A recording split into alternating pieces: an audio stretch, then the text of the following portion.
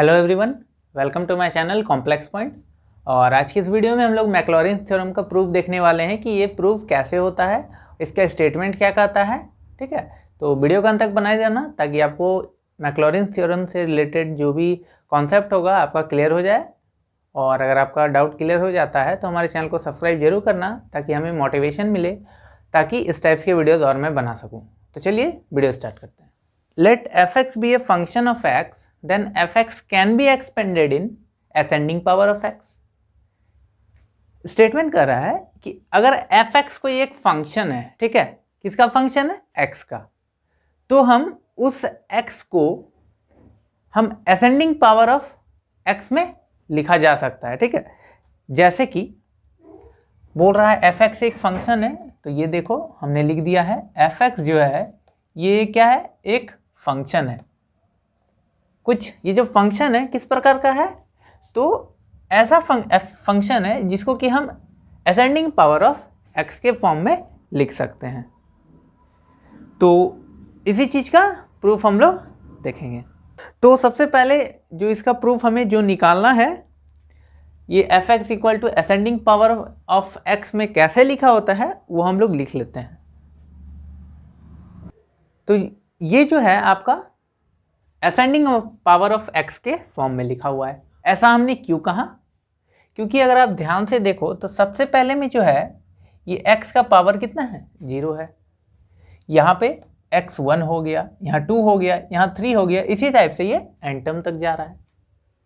तो ये जो आपका सीरीज दिया हुआ है ये कहाँ से n टर्म तक जा रहा है। ठीक है, तो इसी चीज को हम लोग मैक्लॉरिन थ्योरम कहते हैं।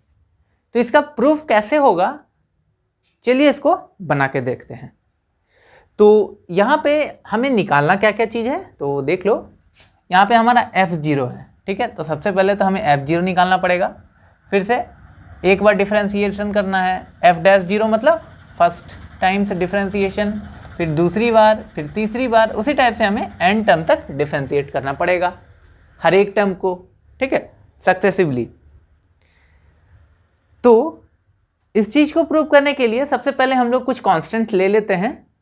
तो वो कांस्टेंट मैं लिख लेता हूं। तो यहां आएगा an x to the power n। ठीक है, तो यहां पे आपका ये a0, a1, a2, a3 और an ये सब क्या है? आपके कांस्टेंट हैं। तो हम मैं यहाँ लिख देता हूँ, ये सब क्या है? कांस्टेंट हैं, आपको ध्यान में रखना है। ठीक है, तो इसमें कांस्टेंट क्या है ये तो आपको पता चल गया। तो हमने क्या किया है, fx मान लिया कि ये एक हमारा फंक्शन है और इसमें जो भी a0, a1, a2, a3 जो भी n टर्म तक जा रहा है ये हमारा क्या है? कांस्टेंट है। और जब हम ऐसा हमने क्यों लिखा? क्योंकि जैसे हम इस चीज़ को डिफ्रेंशिएट करेंगे n टाइम्स तक, तो हमारा जो है ये ऊपर वाला जो मैक्लॉरिन थ्योरम का जो स्टेटमेंट के साथ जो प्रूफ आ रहा है वो हमारा निकालना है। तो हम लोग क्या करेंगे, इस चीज़ को इक्वेशन 1 मान लेते हैं। ठीक है, ये हमारा क्या हो गया? इक्वेशन 1। तो हम लोग क्या करेंगे, इक्वेशन 1 को डिफरेंशिएट करेंगे। तो हम लोग लिख लेते हैं डिफरेंशिएटिंग इक्वेशन 1 सक्सेसिवली। मतलब हम लोग लगातार जो है इक्वेशन 1 को अब डिफरेंशिएट करने वाले हैं। सबसे पहले 1 टाइम, फिर 2 टाइम्स, फिर 3 टाइम्स, इसी टाइप से हम लोग n टर्म तक इसको डिफरेंशिएट करके देखेंगे और देखेंगे कि इसका वैल्यू क्या आता है। तो सबसे पहला हम लोग f' करते हैं, मीन्स फर्स्ट टाइम्स डिफरेंशिएट करेंगे। ठीक है, इस वाले इक्वेशन 1 को। तो जैसे ही इस चीज़ को डिफरेंशिएट करेंगे तो इसका वैल्यू क्या आएगा?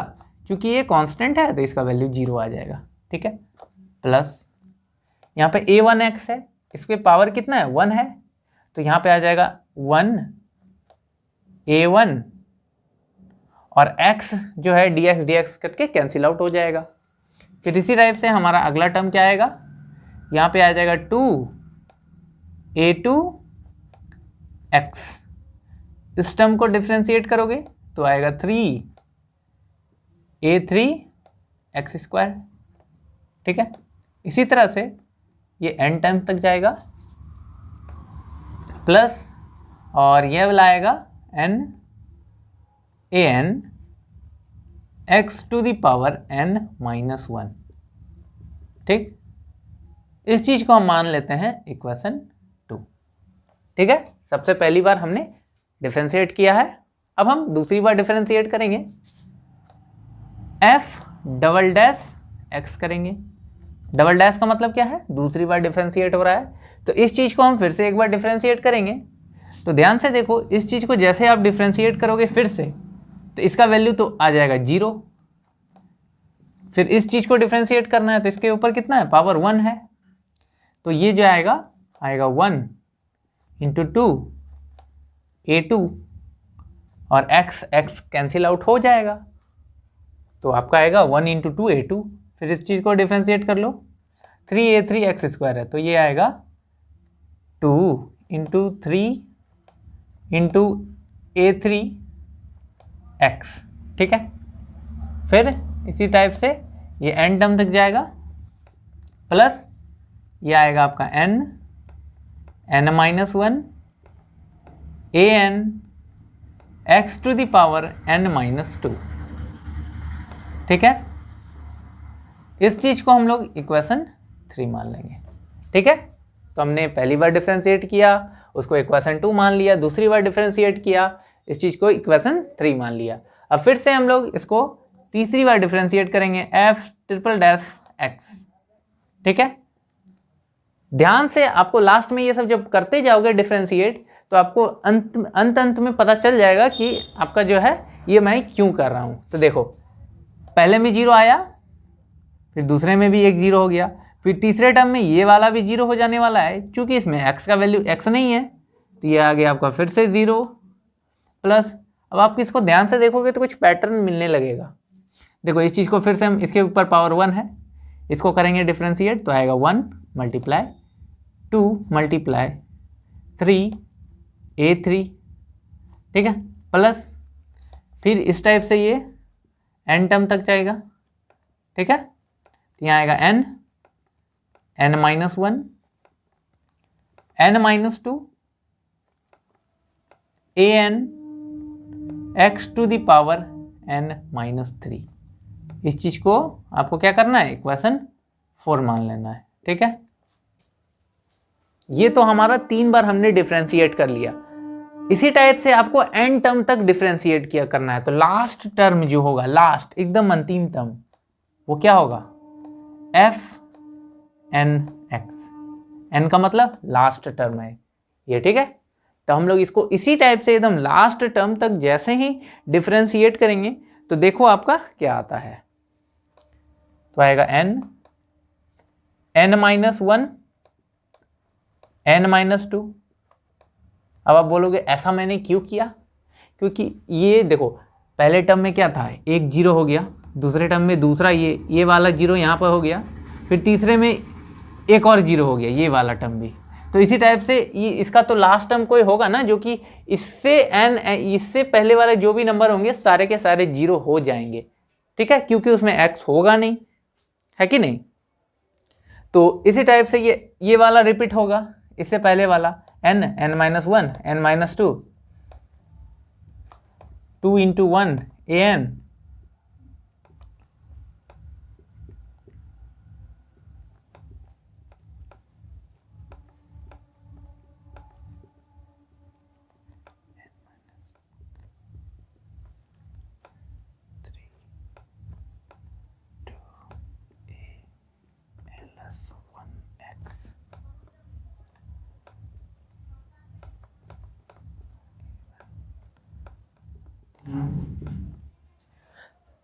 तो सबसे पहले हमने क्या किया, इस चीज के पहले वाला जो टर्म था n-1 n-2 वाले टर्म को लिख दिया। इसके अंत लास्ट टर्म में क्या आएगा, 2 आएगा, 1 आएगा, an आएगा। इसके बाद जो भी टर्म आएंगे जो भी 0 होते जाएंगे, है कि नहीं। तो इस टाइप से आपके एकदम लास्ट टर्म जो आएगा वो आएगा n+1 plus n-1 n-2 3 to 1 इसी टाइप से ये जाते जाएगा।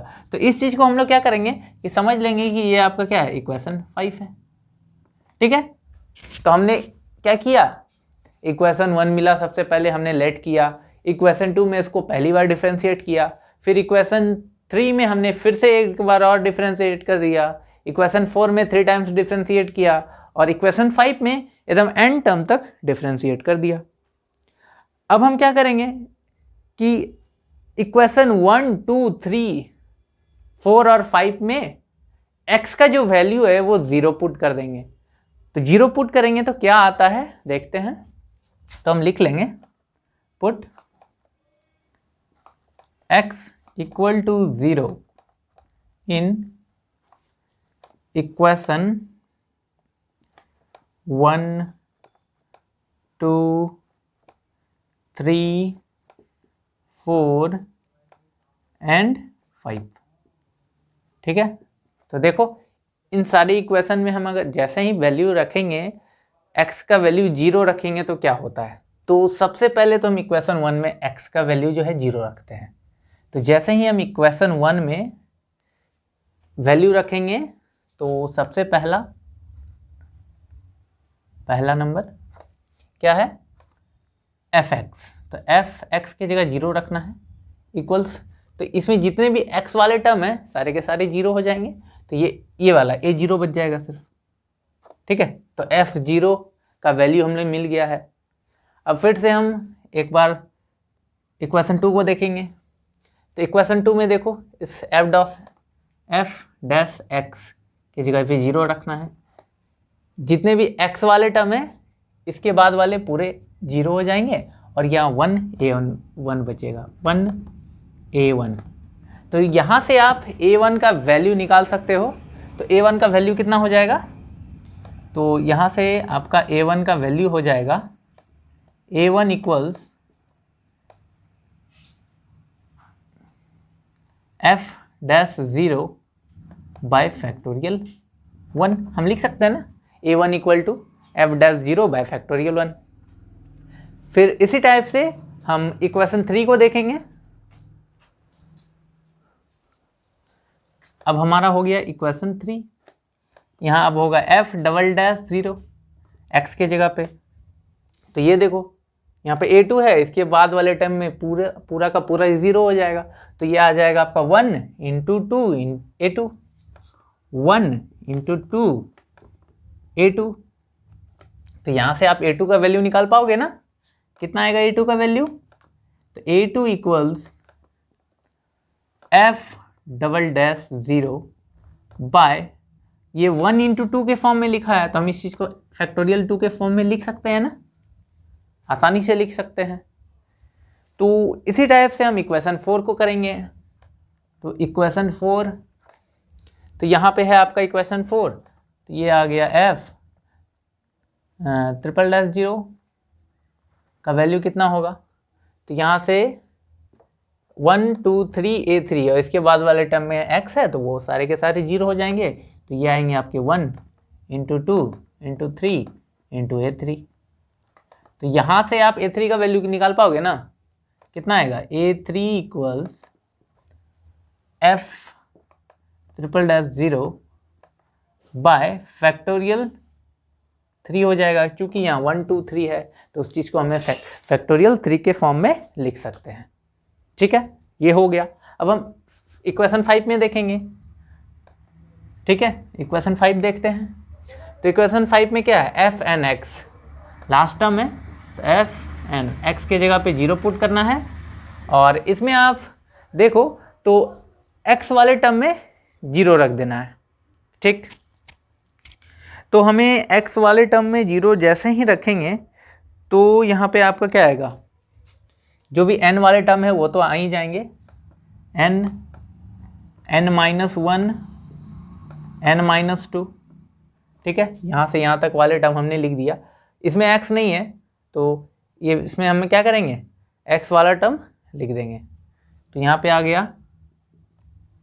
2 इंटू 1 इंटू an। ठीक है, आप an का वैल्यू कितना निकाल पाओगे, तो यहाँ से आपका an का वैल्यू कितना हो जाएगा, यहाँ पे आप देखो तो ये n टाइम टर्म तक जा रहे हैं, तो इसका an का जो वैल्यू निकलेगा वो क्या निकलना चाहिए, fn0 बाय फैक्टोरियल क्या हो जाएगा, फैक्टोरियल n टर्म तक जा रहा है तो हम इसको फैक्टोरियल n मान लेंगे। तो इक्वेशन, इन सभी में हमें कुछ इक्वेशन मिले हैं। देखो सबसे पहले में हमें ये मिला है, मैं सबको एक बॉक्स बना देता हूँ ताकि और समझ में आए, आपको डब्बा बना दे रहा हूँ, ठीक है। और जो बचा हुआ है इस चीज़, ये जो है आपका इक्वेशन 5 हो गया। तो हमें क्या मिला, इससे सभी का वैल्यू मिल गया है कि नहीं। ये जो हमने इक्वेशन 1 में लेट किया था, सारे का वैल्यू मिल गया। देखो बस इस चीज़ में इक्वेशन 1 में हमें ये जो हमें वैल्यू मिला है उसको पुट कर देना है, ठीक है। तो इसको रखने से हमें क्या फ़ायदा होता है, चलिए देखते हैं। हम लिखेंगे अब पुटिंग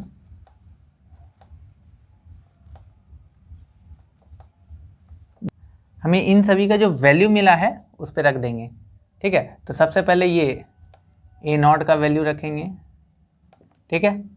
फिर a1 का, फिर हमें क्या करना है, a2 का वैल्यू रखना है, फिर a3, इसी टाइप से हमें an तक का सभी का वैल्यू रखना है। किस में रखना है, तो इक्वेशन 1 में रख देंगे, इन इक्वेशन 1। तो जैसे ही आप इक्वेशन 1 में इन सभी का वैल्यूज रखोगे जो कि हमने ये निकाला है, तो देखो आपका क्या वैल्यू बनता है। तो सबसे पहले तो ये वाला फंक्शन है, हमें क्या लिखा था, f(x) इक्वल टू क्या था, f(x) इक्वल थे a0 का वैल्यू क्या है, f0। तो हम यहाँ लिख लेते हैं f0, फिर से प्लस है, प्लस यहाँ a1 है, a1 का वैल्यू देख लेते हैं कितना है, f(0 बाय फैक्टोरियल 1। तो यहाँ हम लिख देते हैं f(0 बाय फैक्टोरियल 1), यहाँ पे x है, x लिख देते हैं, ठीक है। फिर प्लस क्या है, a2 है, a2 का वैल्यू देख लेते हैं कितना है, f(0 बाय फैक्टोरियल 2) है, लिख देते हैं f(0 बाय फैक्टोरियल 2), और यहाँ पे आपका x² है तो हम x² लिख देते हैं, प्लस यहाँ पे a3 है, a3 का वैल्यू देख लेते हैं, f(0 बाय फैक्टोरियल 3) है, तो f(0 बाय फैक्टोरियल 3) कहाँ तक जा रहा है, x³ है, प्लस कहाँ तक जाएगा, n टर्म तक। तो an है, an का वैल्यू क्या है, fn0 bye factorial 1, f n term तक जाएगा 0 बाय फैक्टोरियल n, ठीक है। और इसमें x to the power n है, ठीक है। तो इस तरह करने से क्या फ़ायदा हुआ अब आपको दिखेगा, ध्यान से देखो। तो ये जो टर्म हमने अभी तुरंत निकाला है f(x) का वैल्यू, तो ये देखो ये जो हमने निकाला है ये वाला f(x) का वैल्यू ये ऊपर वाले के बराबर नहीं है। ध्यान से देखो इसमें कुछ नहीं है, तो आप ये x पे पावर 0 समझ सकते हो, उसका वैल्यू 1 ही होता है, ठीक है। तो इस टाइप से हमने क्या किया, मैक्लॉरेंस थ्योरम का जो प्रूफ है बहुत ही आसान तरीके से समझ लिया है। तो आई विश कि आपको ये वीडियो बहुत पसंद आए होंगे। अगर आपको वीडियो पसंद आए तो हमारे चैनल को सब्सक्राइब जरूर करना, और उनको भी ये वीडियो शेयर जरूर करना जिनको इन सभी वीडियोस की ज़रूरत होगी। तो चलिए मिलते हैं अगले वीडियो में कुछ इसी टाइप के कॉन्सेप्ट के साथ। Thank you.